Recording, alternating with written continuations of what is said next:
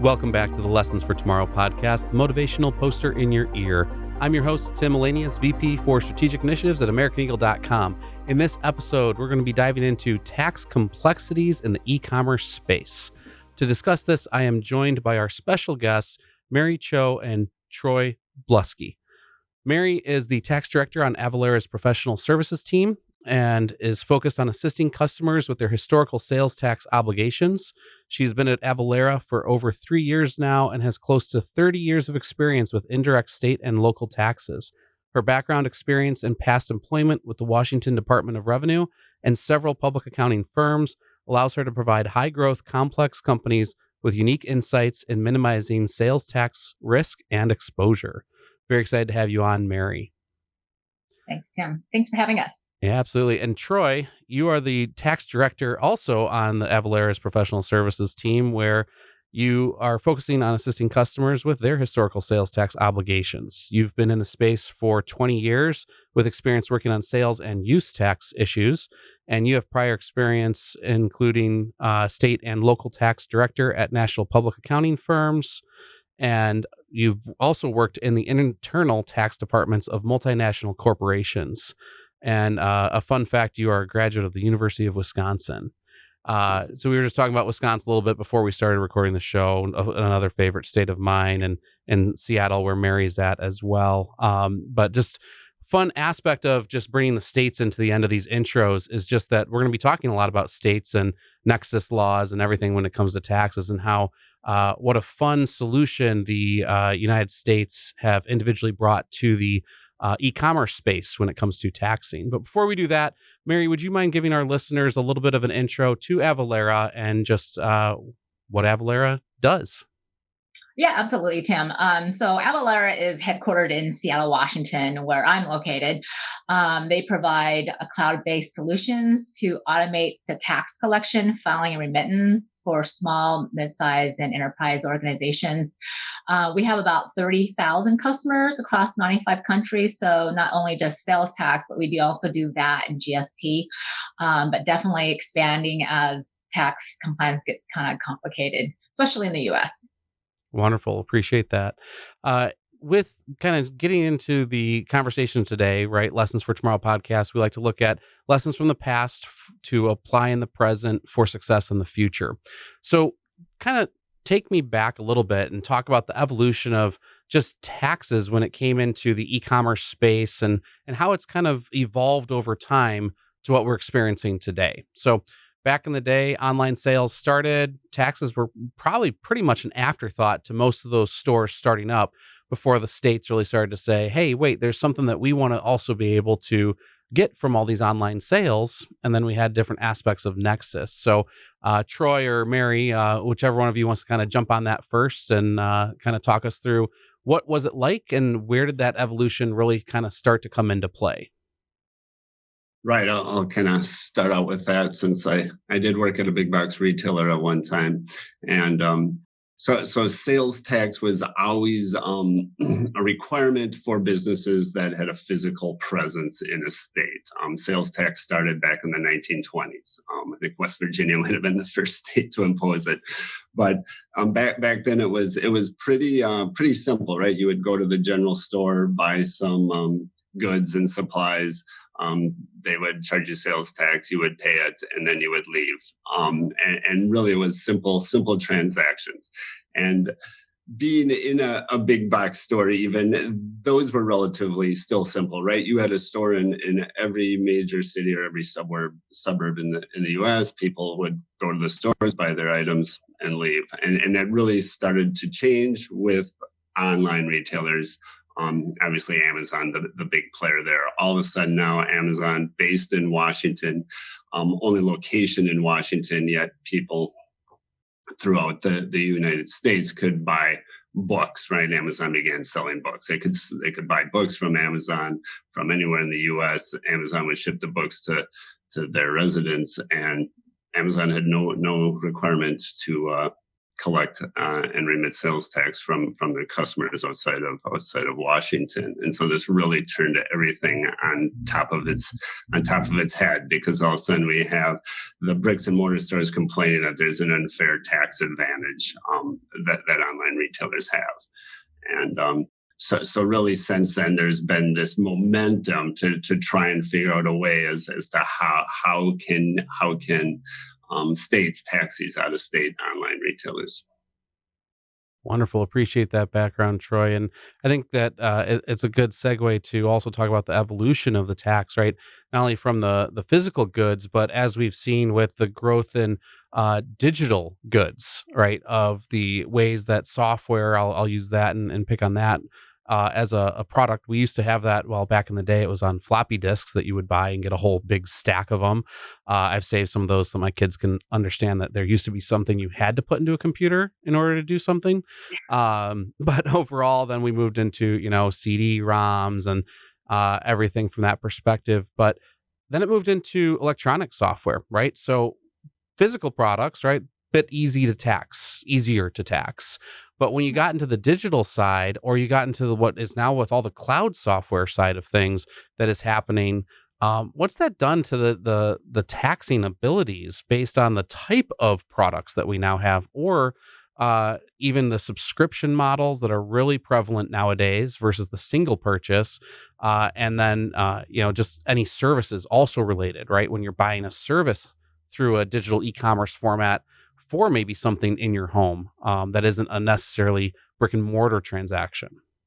Yeah, right. I think my career goes back to the late 90s when software is still delivered on disk. Even some of my first clients, they still had the big tapes, if you've ever seen them in the big mainframe rooms.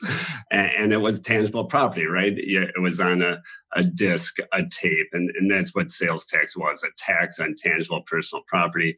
States, there was a time when the question was, well, what is software? Is it intangible property? What is it? But states kind of, they'll work around and they'll get the definition that software is included in the definition of tangible personal property. So sales of software was pretty straightforward. And then the economy changes, and now software can be delivered electronically and downloaded on our desktops or downloaded to a company server.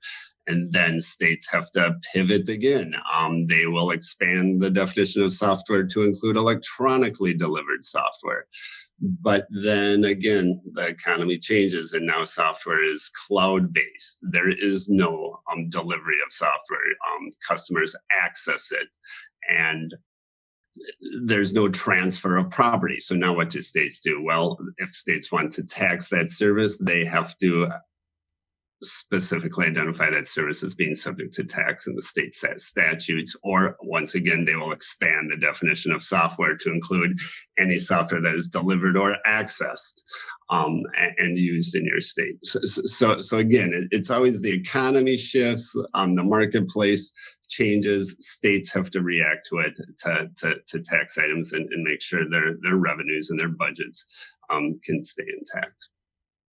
And I can add to that too. I think some of the challenges that we've seen with customers is that with the evolution of technology is that they can't just put it in a bucket of we're selling SaaS.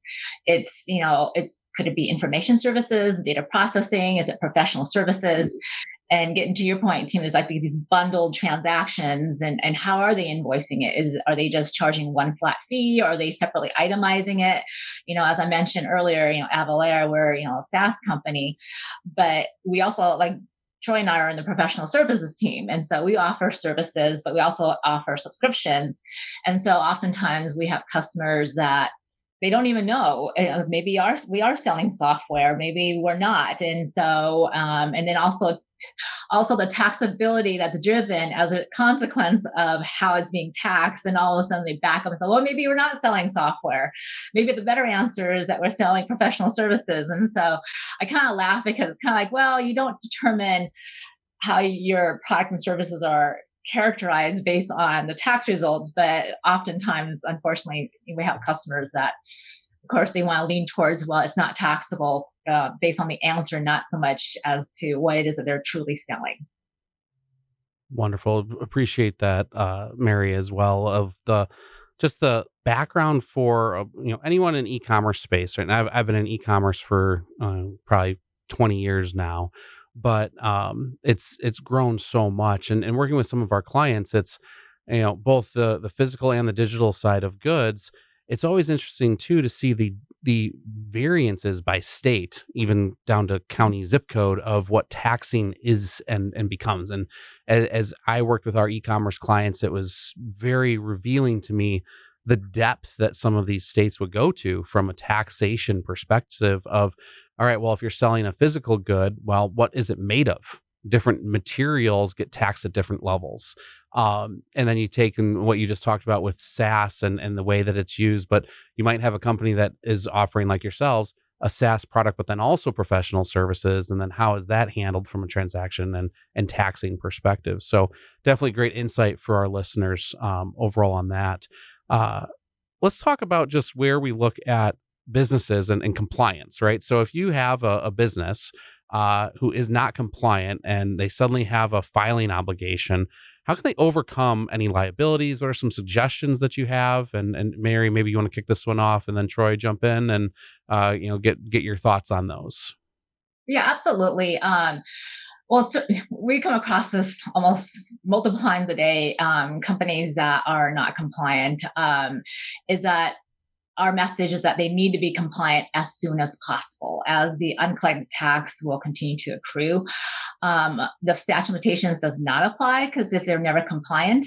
And unfortunately, a lot of companies don't understand that they are liable for the uncollected tax if they triggered physical or economic nexus for the prior periods. And so unfortunately, tax is not going to be forgiven. And so if they were contacted by the tax authorities and they're not registered when they should be, that's where it's going to be hitting them really hard because they can go back indefinitely. It could be like physical nexus was triggered, having an employee, let's say, 8-10 years ago. So it'll be tax, interest, and penalties applied. Penalties range from 10 to 50%, depending on the state. So in terms of a solution, one option is a voluntary disclosure agreement. Every state has that available. Some states call it a managed audit. But a voluntary disclosure is where a company comes forward, raise their hand and say, hey, we should have been registered, 10, 15 months ago, but we didn't. As a result, the states would then forgive the penalties. Not so much interest. There are a few states that will, like Texas will also forgive interest as well as penalties. But also the big thing is limiting the look back period, usually 3 to 4 years instead of going back to, 8-10 years from when, Nexus was first created. So that could be a benefit of the voluntary disclosure. But the downside of that is, unfortunately, they have to come up with the taxes that they never collected, right? So they got to pay up all the back taxes under a voluntary disclosure. The other option is registration, and that's more forward-looking. And so with a lot of these states now, they have online registration. Every registration has a question when you start business or when you start selling into the state. The question is basically when you trigger Nexus. And so the states have built in this logic where they won't allow you to put a date past 90 days. And so we do have a few customers that what I call become a creative and they put today's date.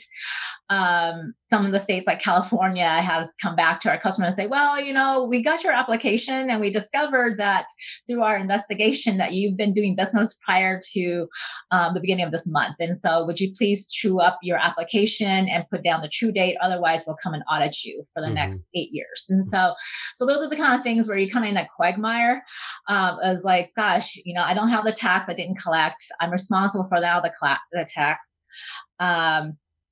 And a lot of our customers that come to us, they're exposed in like not just 1 or 2 states, but I would say 10 to 35 states. And a lot of them want to do the right thing. They are unfortunately cash strapped, right? So they'll do voluntary disclosures in phases or they'll stagger them, or they'll do what I call like an 80-20. So they'll do like 80% of the liabilities in like, top tier states. And then the rest, they'll just register and cross their fingers and hope the states don't come back. And so that's kind of some of the suggestions we offer our customers. I know it's not what they want to hear, but it's unfortunate that the tax will not go away. It's going to be sitting there until it gets resolved. Yeah, and Mary, that going back to unpack the penalty a little bit more, when you talk about that, I believe if I heard correctly, it was 10 to 50%, right? 50, Yeah. yes. Okay. Washington, where I'm at, it's 39%. Wow. Wow. And now that is a penalty percentage on top of what metric at the business? Is that on their GP, On the tax due, on the tax due? Okay. So, a percentage of the tax due. That yep. will be 50% of the tax due. And same thing with interest. It's a hmm percentage of the tax due. Yep. Wonderful. Thank you for unpacking Yeah. that a little bit more there. But I mean, that is a significant thing to watch out Yeah. for when you have these different states at those much higher penalty rates of making sure that you are as, being compliant as possible, utilizing some of the tactics that you talked through. Troy, anything to add into this area of conversation? Yeah, no, I'm just more to Mary's point. Another benefit of those voluntary disclosures is they will limit that look back to 3 to 4 years. And while we have many of our customers come forth thinking it's economic nexus that they've triggered, and economic nexus really just came into play about 4 years ago. When we kind of do a review with them, we find out that no, they actually might have had a physical presence in these states going back 6, 7, 8 years. And so that's another big benefit of those voluntary disclosures is it limits that look back period 3 to 4 years when they have had nexus in states for much longer than that. And that economic nexus that you mentioned, that really stemmed from the 2018 ruling with Wayfair in South Dakota, right? That's where kind of this whole rush of economic nexus stemmed from. Yes, that is correct. That's the big court ruling in the sales tax world. So everybody that's a sales tax nerd like Mary and I, it was a big thing. I actually had colleagues that went to the Supreme Court and camped overnight in hopes of getting inside the courtroom to hear the hearings. So it was crazy. But yes, you are right. South Dakota was a state that first implemented an economic nexus. Their rule was $100,000 of sales over a 12-month period, or 200 or more separate sales transactions. If you met either of those thresholds, you would be deemed to have nexus in South Dakota. And so Wayfair and a number of other online retailers did not like this because they saw where this was going, right? All of a sudden, if South Dakota starts, all the other states are going to follow. So they kind of wanted to put a stop to this. And the cases got expedited and it went very fast all the way up to the U.S. Supreme Court. And really the Supreme Court, it was a close decision. It was a 5-4 decision, but the majority basically ruled and said, the economy's changed. You can transact commerce without having physical presence, nexus in states. And really, they will accept the economic nexus laws as long as there is a threshold in place. And they felt that South Dakota's thresholds were reasonable. They gave kind of a safe harbor for maybe some smaller businesses.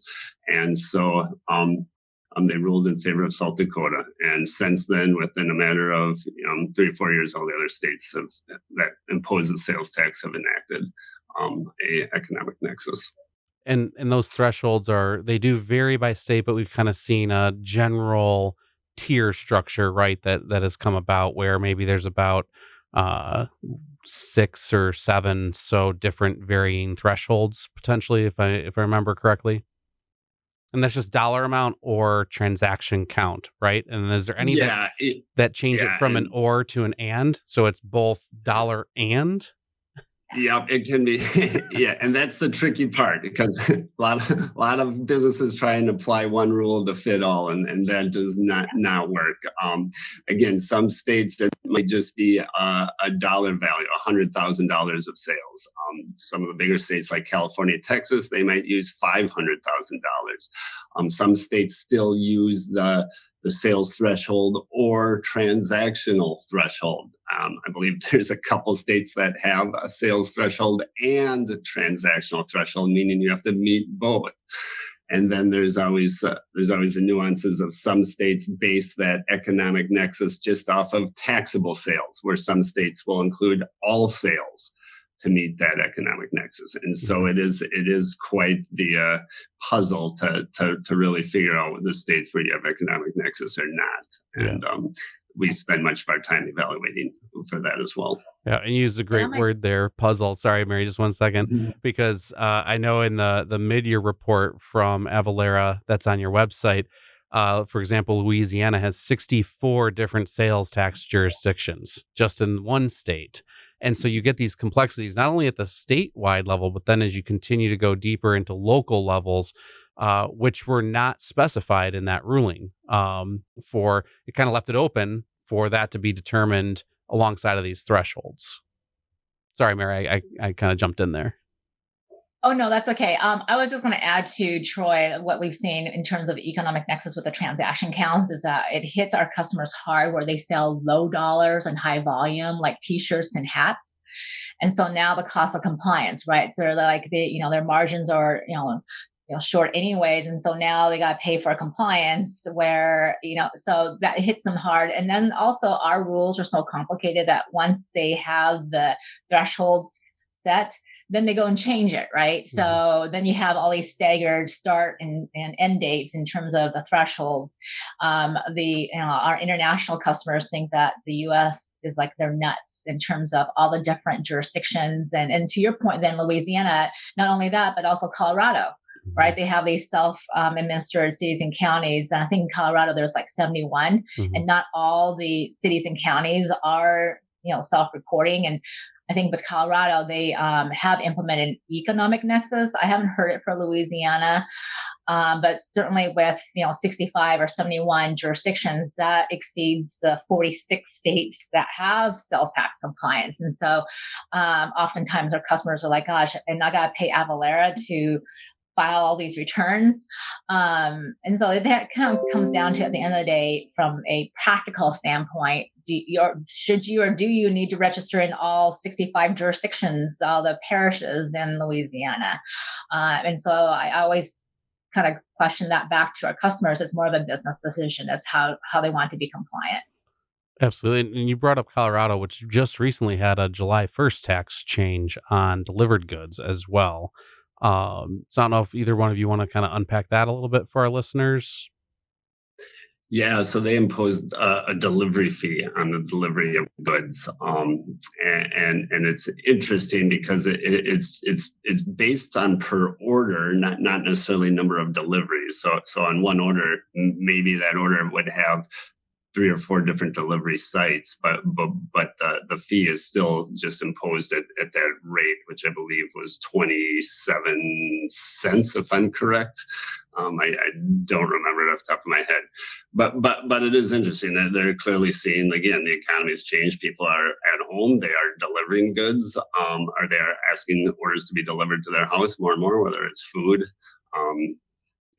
just supplies from the local hardware store or whatnot. And it's just another revenue generator for states. And Colorado's kind of the first to implement that. And I wouldn't be surprised if others follow.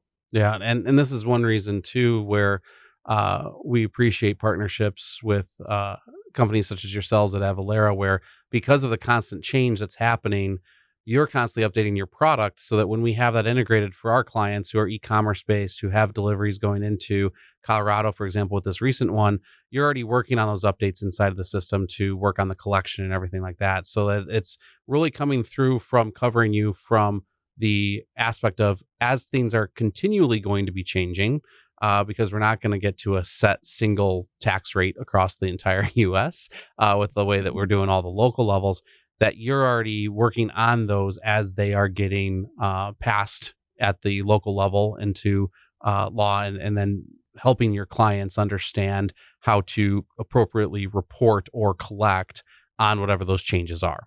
And I think that's just one of the benefits of ensuring that you're not trying to just depend on your e-commerce platform to do this, but you're really working with a tax expert such as yourselves from that.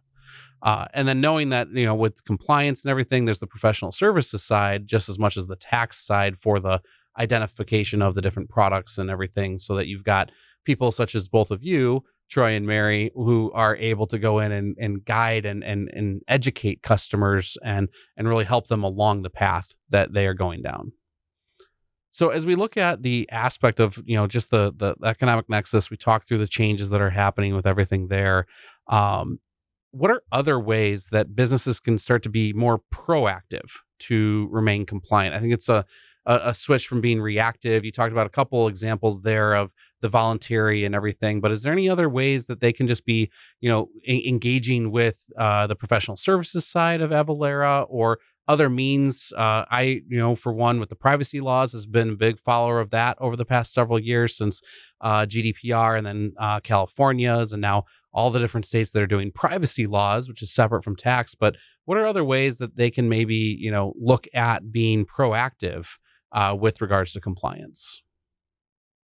Yeah, I can take on that one. In terms of being proactive, monitoring, like for example, physical nexus. When I was in the private industry, I used to receive tax notices after the fact of hiring an individual, and so my boss would come to me and say, "Is there some reason that we can get a handle around this rather than getting tax notices?" And so, what I would do is I would meet with the payroll department or facilities to understand, the hiring of new employees, whether it be remote or that we had a new office that they had launched. And so then we would then also work with them to then get registered in those states.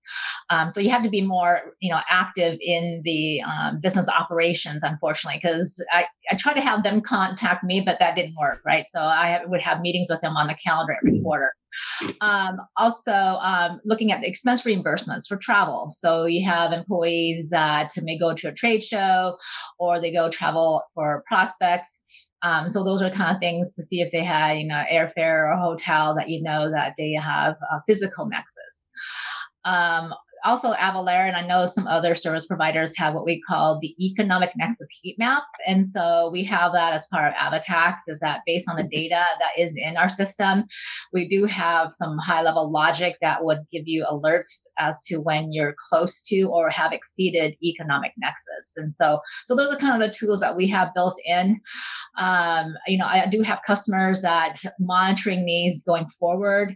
The exercise of what they owed in the past is such a painful experience that they ask the question, so what's the harm of just registering in all states, especially if it's a matter of when versus if they exceed the economic nexus. And so I do have customers that say, what the heck, we'll just kind of register in all 46 states and not have to deal with the compliance of reviewing the thresholds or if they do the travel. Mm-hmm. Great ideas there. Troy, anything to add before we jump into preparing for an audit when that day comes? No, I don't have anything to add from what Mary said, but I can speak to audits if Yeah, you like. let's jump into the audit. The it's one of those I always go back, and I'm going to go on a personal tangent here for just a second before we jump into it from a business. But it's always one of those. I'm like, all right, how long do I have to keep my receipts? How long do I need to have this? Can I convert everything to digital? If I ever get audited, what do I need to do? And I'm just like, why would I worry? My accountant will take care of all of that with me and tell me what I have to do. But now let's talk about businesses and audits, and when that moment comes as a business, and how do you prepare for that? What tools are available for businesses from that perspective, and specifically just how the whole both whether you have physical stores or e-commerce, right? How do you just really prepare your organization for that? Right. I think what's interesting to point out is, for state revenue and state budgets, sales tax, generally ranges between 30 to 40% of a state's budget. So it's a significant portion of a state's budget. And one way states do, or the main way states can protect that source of money, is by enforcement and through audits. And even if you don't get audited, you still know there's that chance that you might. So it's always best to be prepared the best you can in terms of audits. And the best way to do it is to be in compliance and do many of the things Mary just spoke about. Two areas where states find underpayments or find assessments on companies. One of the big ones is exemption certificate documentation. So you're a company and you may sell to a wholesaler who eventually sells to a customer or another retailer. Your sales would be exempt from sales tax because it's a resale transaction. But you need to gather that resale exemption documentation from that wholesaler. Or if you're selling to a manufacturer, they might have an exemption because they're using your products or goods in a manufacturing process. Again, you need to collect that exemption certificate from that customer. And that's really the number one area that states find taxpayers lacking is maintaining of that exemption documentation. And it's really easy. States come, they audit your sales. You claim these sales are exempt, they'll say, great, but you got to provide that documentation. If you don't, they're just going to apply tax, interest, and penalties on that until you prove otherwise. And it's much easier to gather those exemption certificates at the time the transaction is made than follow up with the company, months later or even years later. Because years later, the company might be out of business or they may have sold, and your contacts with that company aren't there anymore.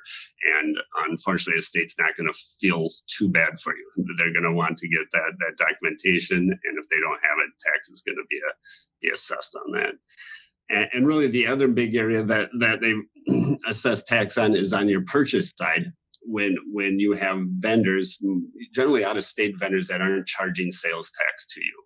On a taxable transaction, you would have to accrue the use tax, pay the use tax to the state. And the out-of-state vendor, one, they might not have Nexus or requirements to charge that tax, or they could be out of compliance as well and should be charging the tax, but don't.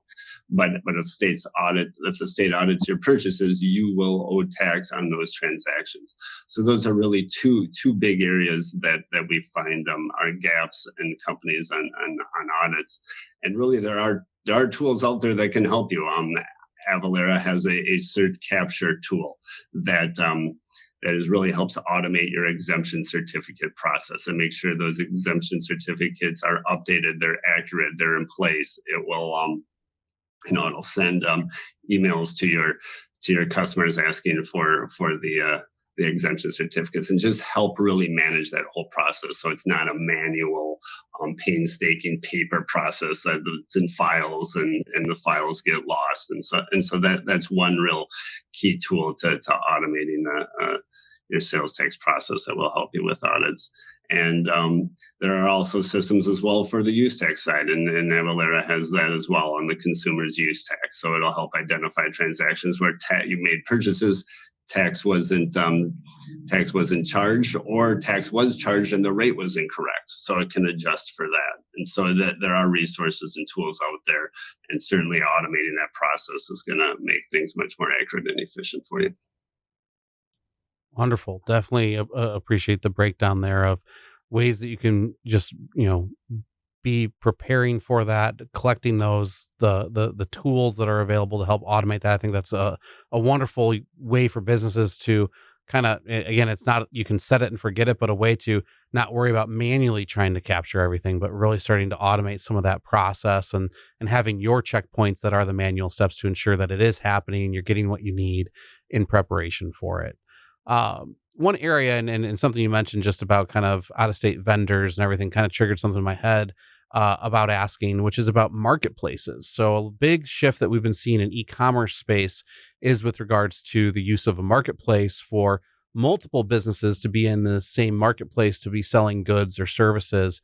How does that start to impact the taxing by that business? Is a marketplace facilitating some more of that? There's marketplace facilitator laws, but it's compliance for both the facilitator and the seller. From my understanding of it, is there anything you can unpack around that aspect of marketplaces and e-commerce? I can address that, Tim. So the marketplace facilitator laws came into play, I think, the same time around with the economic nexus. With marketplace facilitators, prior to the law being in place, like Amazon's and eBay's and so forth, they would collect the tax on behalf of the seller, and then the seller would be responsible for remitting the tax to the taxing authorities. And so with the marketplace facilitator laws, that's where now all of a sudden the responsibility of collecting and remitting the tax and the correct amount of tax would be on the marketplace facilitators. And so now it's going from one source rather than multiple sellers. Also, the marketplace facilitators are responsible for getting the tax rate in their system, also in dealing with audits and documentation. So they're kind of in the shoes of the seller. And then with the marketplace sellers, a lot of times they have their own website, right? So they oftentimes are not aware that, the response we get is, oh, we sell a majority of our stuff in the marketplace. And so Amazon is collecting the tax or eBay is. And then the question is, follow-up is, well, how about that small percentage that you're getting from your website? And they're like, oh yeah, I missed that. So that's the gap, right?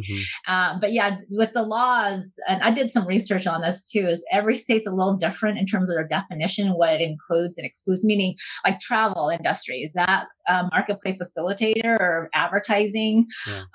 Is that part of the marketplace facilitators? And so there's certain carve-outs. We do have some customers that would argue to the end of this earth and say that we are not a marketplace facilitator. We are just, advertising on behalf of a bunch of sellers, right? And so definitely the shift has gone to marketplace facilitators having a lot more obligations and responsibilities than they did not have before. So, but it's a great space for people who don't have the resources to have a platform to sell their products. Absolutely. And you mentioned this, and it's just making sure that as a seller, you understand what the marketplace is doing. As a marketplace, you understand what the seller is doing, because you don't want to over collect. If both suddenly collect, you don't want to under collect and then have to report too. So, for those e-commerce organizations out there, when you're looking at, and it's not just pure e-commerce too. If you are selling goods as an association through your online store for books, but you also sell those books on Amazon as well, you have to know what each party is collecting appropriately. So definitely appreciate you unpacking that one a bit more as well. So as we're kind of looking to the last few questions here for the episode today, an interesting one just with where the economy is at right now in the United States, but how have rising fuel, labor, and product costs impacted the world of tax compliance overall? And I look backwards a little bit of just what happened with logistics and delivery, and delivery surcharges are starting to be added, and the different ways that people during the pandemic, the past 2 years when things were shut down, how that impacted the collection, of where suddenly there was a surge of new e-commerce happening that were from organizations that weren't typically selling in e-commerce. They were a bit more accelerated into that space than the normal growth that was happening. And with all of that, how do those three areas really impact, the world of tax compliance overall? I'll take that question. I do have customers, the supply chain, they're sold out, especially with COVID, with like home gyms or outdoor equipment, toys, puzzles, and games. And so because they're sold out, they're taking pre-orders or prepay or deposits, right? And so they're committed to these orders, but they don't have the product to ship. And so they're not able to ship until like maybe 6 or 8 months later. But then, of course, as your point, Tim, is the raising freight costs. I have a customer that is selling exercise equipment, and it's heavy, right? And they have the battery and then the metals associated with it. And so when they had taken pre-orders 6-8 months ago, now the freight cost is now exponentially higher. And then, of course, they didn't collect sales tax for those pre-orders or included that in the checkout. So now they have those two components that they're now afraid that they are, responsible for. So the question is, well, should I go back to the customer and ask them to pay for the differentiate between the freight costs 8 months ago to now what it is now, as well as a sales tax? And it could be like $1,500 to $2,000. And so it's not the best customer experience, right? So how would you like it if you bought something and you thought that, you're waiting for, and then all of a sudden you're like, now it's more expensive. But it's definitely one of those things from a business standpoint that they have to decide on. But a lot of my customers don't go back and charge tax because it's not, like I mentioned, it's not the best customer experience. But yeah, with increased prices, I also have seen customers add a line item for these tariff fees or taxes or all these ancillary fees that they're subject to pass that fee or tax onto their customers as a separate line item.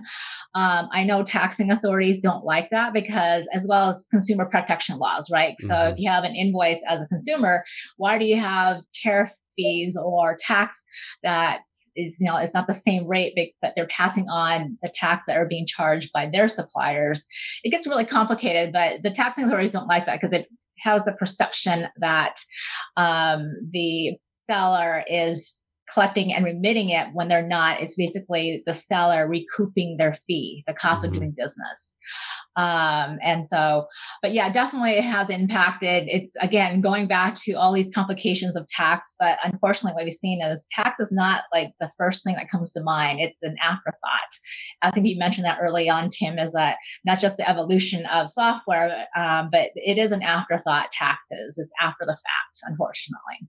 Yeah, no, and it's so true, and I think that's why just today's conversation, and I know as americaneagle.com, as we work with our e-commerce clients, it's one of the first things we start to talk about because we don't want that to be an afterthought. We don't want that to be something that is surprising at the end of a project, right before an e-commerce redesign goes live or a new e-commerce site goes up, because it's one of those that there's a lot of complexity behind it. And if you wait until the last minute to try and do it, or you wait until after you're already live and you're trying to backfill it in and retrofit it, it causes more headache and frustration and stress than needed for everyone.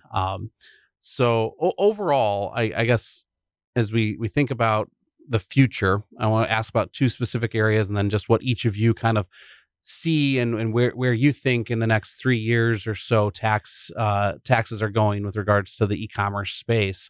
But what about the big rise of NFTs and the metaverse and metaverse transactions that are now coming into play? And I'll lump in there one more and toss in cryptocurrency, where we're starting to see a lot of buzz around NFTs. A lot of people suddenly went out and got them. There's, baseball card sales for NFTs and artwork and other things.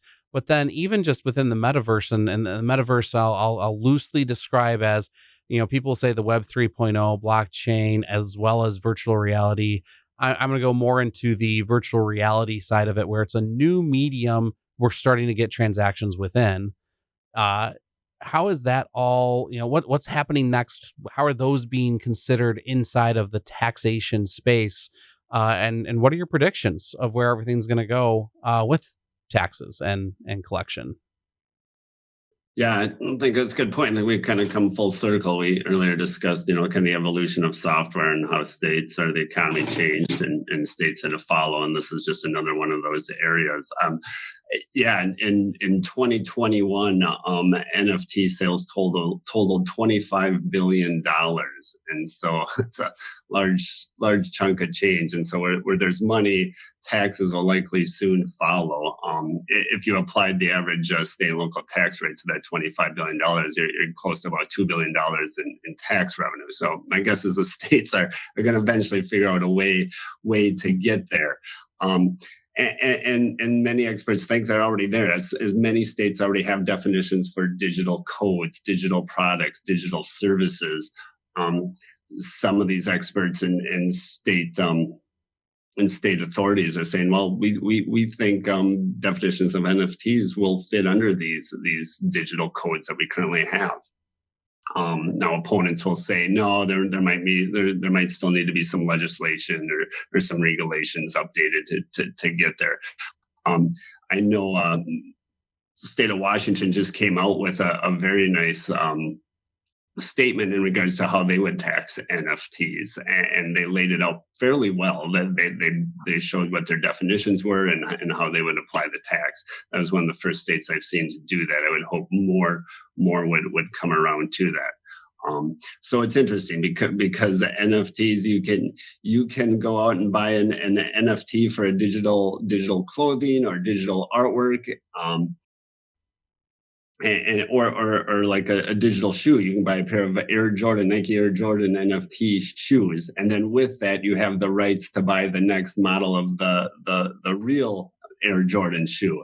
And so in sales tax world, this becomes a bundled transaction. So how do you tax that? And so there's questions around that as well. So it's just another universe, and states and legislatures are just going to have to react if they want a piece of that pie.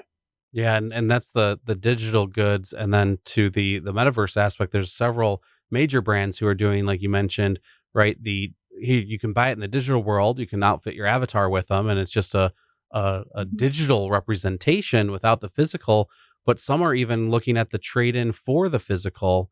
And you can also gift it, right? And then there's the aspect of, well, if I gift the digital, but then they can trade that in for a physical, is the physical, because now you're dealing with materials. And, we briefly mentioned that earlier, but just like the aspect of there's different taxes and rates by the material in the product, right? So certain things with either leather or feathers or whatever it might be, right? How does that all start to come into play, and how are you monitoring that? Because you're not collecting again a second time if they trade it in, unless you associate some sort of fee. So I think there's a lot that's going to have to be figured out in that space when you start to go between the two mediums, digital to physical world. So. No, right. And in some states, clothing might be exempt. So does that apply to digital clothing or so it gets more cumbersome the more you think about it. Yeah. Yeah, I you're talking about like the shields and the games. I remember years ago when before this NFTs and then the Metaverse, these terminologies, it was like the points, right? You earn at these games and then you trade the points in for a shield. And then to your point, Tim, is like then you might get a T-shirt. Yeah. So the question back then was, it's kind of one of these all evolving. There's always going to be something with tax. But yeah, the question back of the points was, well, do you account for it when it's earned or when you redeem it? And so, but yeah, it's that's why Troy and I have this is a job security for us. It's always going to be there, but yeah, it's always evolving. A lot of interesting positions being taken by the taxing authorities as well as the seller. Right there, going back to my earlier discussion with marketplace, I have customers that say we're not NFT, we're just selling a moment in time or certain things that they want to characterize. So again, they don't want to have the tax applied to it. But with these NFTs, with these collectibles, the pricing for these products are pretty high. So you want to make sure you make the right decision if you do get audited, because you don't want to be on the hook for the tax that you didn't collect when you should have. Yeah, no, absolutely. And both of you have said it, and just to state it one last time, where there's a place where suddenly a big product or service is really starting to take off, taxes will soon follow. And we'll have to figure out with, especially here in the US, what those taxes are going to be, not at the federal level, but at the state and local levels as well. So for more information, definitely we recommend that you go to Avalara, check out their website. We'll have links in the show notes to a couple of the reports that we talked about, and just to their main site if you are looking for more information.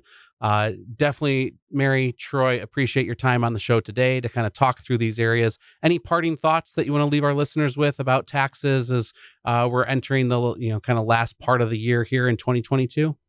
I would just say that, yeah, with everything evolving and changing, you do need to have a third source to help, or outsourcing it. Of course, Avalara, or having a tax advisor to help keep track of it.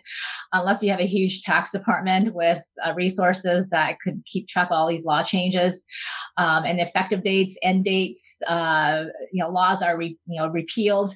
That's why I went into laws, because it's always evolving. There's something constant change, but definitely it does create some complexities and hardship for a lot of our customers. Right. And we just want our customers and e-commerce businesses to be able to focus on their business, and anything we can do, or another tax advisor can do to assist them with the tax side of it, the better. Then they can focus on their business and do what's necessary to keep the economy going. Wonderful, wonderful. Well, Mary, Troy, it was a pleasure talking with you today. Appreciate your time. And I want to thank all of our listeners for tuning into the future by listening to the Lessons for Tomorrow podcast. For more information about the topics discussed today, check out the description of this episode.